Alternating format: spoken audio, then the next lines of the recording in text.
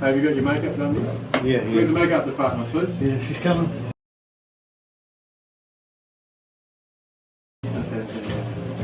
Mark's just sorting the makeup. Yeah, I am. Mascara? Yeah. And then non-reflective shit. You got a long tradition of connection to vinyl in New Plymouth. You used to have a record store yourself, and can you talk about meeting some of the characters in your shop? Is it a good way to get to know other kind of like-minded people? Yeah, absolutely. You meet a lot of good people, a lot of crazy people. It's all good. It was really funny, man. We had a guy come into the shop years ago, and he, for some reason, decided he was going to headbutt an Iron Maiden poster that was on the wall. Because he liked them so much, you know? And things like that are etched in your memory forever. A beer would be good, that would make it even fucking better, wouldn't it? A few words of wisdom with a beer. Solve all the political problems of the world, just like that. You've got to be off the mark very early in the morning to get the limited stuff. And vinyl, something to hold, always got a lot of information on it, and you know, just something about it. It's just something CDs don't have, just don't have it. You know? That's my Ozzy Osbourne impersonation. Beautiful. Extra large t-shirt. It's the tactile experience of it all. You can't go and get your favourite artist to sign, autograph you down. And when you get to my age and you've got these things, you need to be able to read the lyrics and the credits and stuff. You don't want to be squinting at it like that. Got a few good scores in that. A couple of bands I've never even heard of. Those are the usual ones I go for. Things I've never heard of, but look interesting. I saw Mastodon a couple of weeks ago up in Auckland with a band called The Ocean.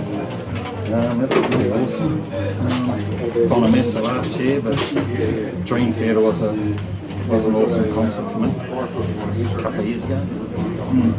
The Royal Albert Hall that became known as the Arms Concert was action research into multiple sclerosis. It was Eric Clapton had organised 2 concerts, and it was Clapton, Jeff Beck and Jimmy Page with a broadcast for the whole thing. And this was all because of Ronnie Lane, who was the bass player in the Small Faces, who was stricken with multiple sclerosis. And at the end of the concert, they brought Ronnie Lane on to sing the final song, which was Goodnight Irene. And you saw what a state he was in by the fact that Charlie Watts and Kenny Jones had to hold one elbow each as he shuffled slowly to the front of the stage. It took about a minute, and I think the entire Albert Hall was crying. The text to Dave is Nazareth recording his son brother. Forward. Yeah, that's good. Listening to a piece of vinyl in your lounge, how does that make you feel? It's kind of everything, really. Everything else gets in the way of being able to do that. It's been that way since I was at least 9 years old, of putting on a record and being able to listen to it, and it's never stopped.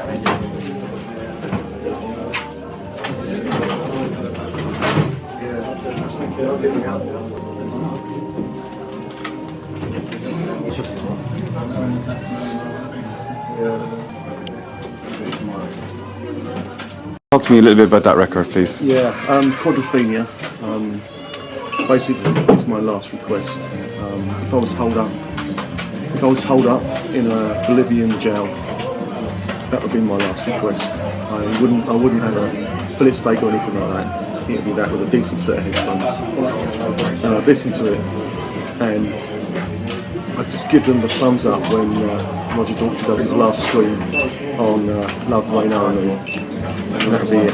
This album just blew me away, basically, and it continues to do so at different points in my life. Certain songs stick with me, and it just carries me along, you know. And I've noticed that with lots of people that have spoken to me about this album.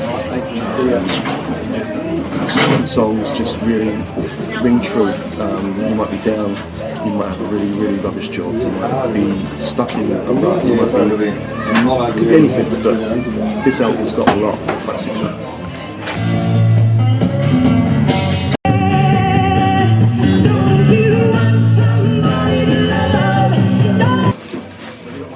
Number of times I brush my hair a year. for me, I was fascinated with poetry, and for me, things like, I'm looking at it now, Tangled Up in Blue, the lyrics just spoke to me, but also I thought they were brilliantly written. So there are a lot of stories in that album. It's almost a narrative, and very clever. And I think, rightly so, a classic. I think a lot of people think this is one of Dylan's best albums. And it's just, again, it's that emotional connection with seeing albums that I bought when I was a teenager and younger, kind of almost there and in the flesh, and it brings back kind of a lot of feelings, because you have those feelings connected with buying that record at the time. So no, it's a great place, and long may it last. Happy days.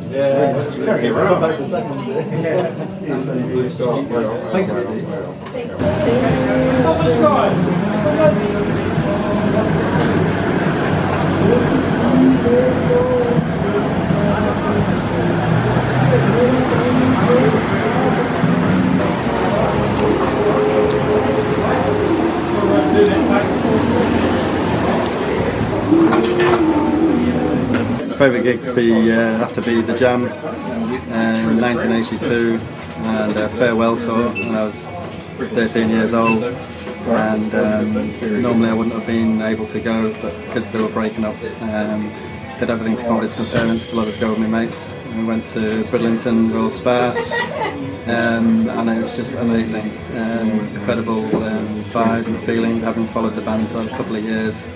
To see them on the stage, and just the whole atmosphere was just crazy, and just stayed with us for the rest of my life, and I've been into music ever since then. And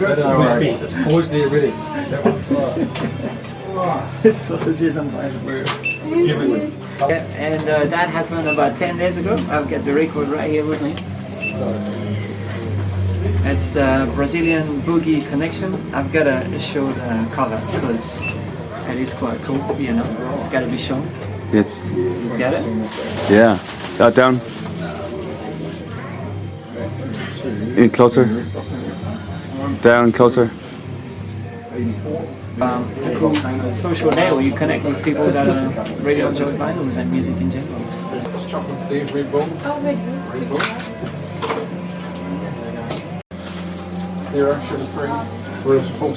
Vinyl gems you picked up today, just in browsing. Can't beat Sandy Denny. I've already got a copy of it, but it doesn't. You can't beat a second of that one. Got a Hoyt Haxton. Sorry, they're all round the wrong way. Bit of New Zealand country. Carol Pope again. And Manfred Mann was down to second copy of that. So, yeah, a bit of everything. My taste, a bit of everything. Holding out desperately for the amorphous androgynous thing, which probably ain't going to come. But Sorry about that. But dream on. Can you give me a few words about Scotty? What kind of a character is he? Tell me all the juice you have on him. Speak up too. Asshole, complete and utter asshole. Yes. Anything more? I mean, well, he needs a perm. He really does need a perm. Probably a bit of a hair colour, a tint of here and there as well. I don't know. He's good old Scotty, you know. Always friendly face. A few words about Mark. Any kind of guff there on him? Well, I mean, if you want a complete arsehole, there's the man for you. Let's face it. Okay, so those things on order probably won't be coming through now, but no, good. It's good to have vinyl, something like this in New Plymouth, and it's, you know, we really do need to support this. So yeah, full marks to Mark for what he's doing as far as I'm concerned. Yeah.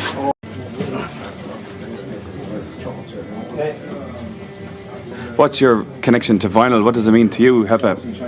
Oh, my connection to vinyl, man. Where do you start? It goes from Dad playing them in the lounge as a little 5-year-old boy. He'd come back from the army and pick up a couple of things from long crates and trade things with friends along the way from his travels and bring them home. And I guess not only did it make it home, but it kind of gave us an insight into Dad's travels in the army as well. A lot of those vinyls he's actually still got. He's actually passed them on to me. I guess been surrounded by so much music. Been travelling around the world DJing for a little bit myself. Best part of 10 years now, which makes me feel old. But yeah, I mean, vinyl, I guess, the start of it all, you know, I think CDs were around for about 30 seconds, but here we are, and people still buying vinyls today, so I think this is everything. So what's the band did you say you liked? Rise Against. So if they had a digital download, a CD, or a vinyl, what's your most treasured possession? My most treasured possession. As in, what's if you compare digital download to a CD to vinyl? Yeah. Why is that? I just think it's, you know, I don't like the digital download. I've never downloaded anything, but it's like, I just think the vinyl itself, it's cool because it's just like, it's a, you know, it's a whole collector's item. You feel almost better buying it rather than, like, CDs are great, but yeah, vinyls are definitely preferred. Yeah, cool. Am I audible without a PA? Is that alright? Yeah. Look, I thought it was like busking, you know. And sorry if you're trying to record vinyl. Who's that guy squawking in the bloody background? You know. Also, I'm blocking all access to the stereo sitting in this corner. So if anyone wants to listen, sorry. You've got 9 more songs from me, and then you're free to play something over here. Did I miss out on the sausage? I think I missed out on the sausage. I love the idea of doing a vinyl record with Mark and Scotty. They actually offered, when the shop first opened, the very first international record store they had. Mark said, "Oh, you should make a set on it for us for the day," but I didn't feel like I really had anything. And so you just do some live thing or something, but it just felt like, I don't know, like doing it for the sake of doing it. So I didn't do it. But then these 2 songs came along, and I realised I had a chance to I could actually make a record, and it just turned out to be the right time to ask him would he do it. The Sharon Stone movie, we should Oh, sit in yeah. the chair. What was that movie? Basic Instinct. Yeah. Cross your legs. Yeah. So Can't say Led Zeppelin, I'll just get my t-shirt straight. years have you been selling vinyl? Me, done 3.5 years here. I did 4 years at Real Groovy. It's the last 4 years of its life with Mark down in Wellington. That's where I met him. And I did 4 years back in the mid-90s in ECM in Wellington. Was the manager of a ECM store and managed them all for 4 years. So coming up 12 years selling records, all good. You know, better than getting a real job and a haircut. Can you talk about your Nirvana moment or moments going to live music? Just that fucking, yes man, I don't want to be anywhere else in the world. Probably my first concert was seeing Kiss, which is my second favourite band, in November the 30th, 1980 in Wellington. I'm going to go and see them again this year in October. That will be the 8th time I've seen them, so that was a mind-blowing experience. I was only 13 when I saw Kiss. That was their first tour of New Zealand.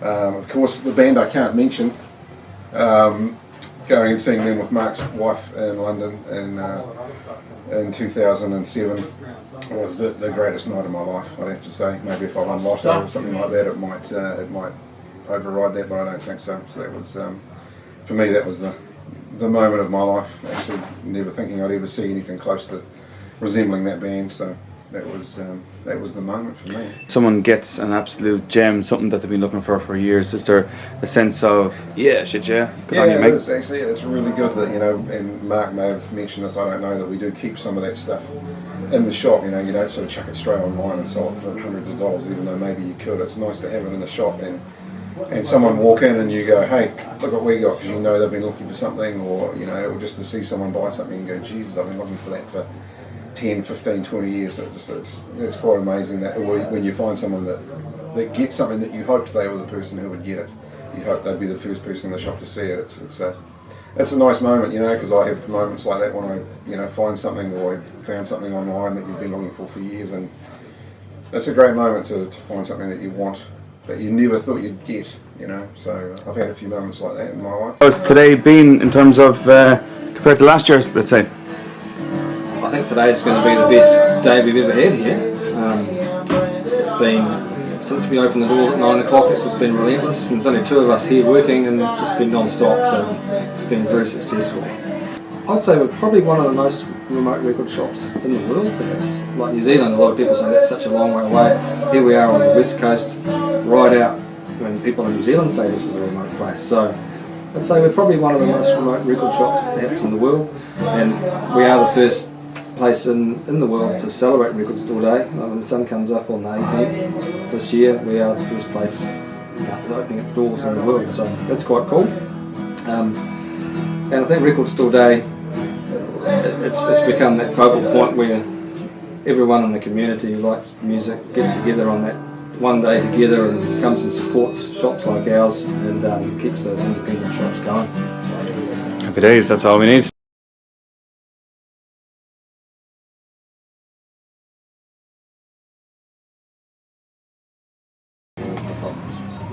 Oh, best one of the day. Neil got a really good one. That's the best one of the day.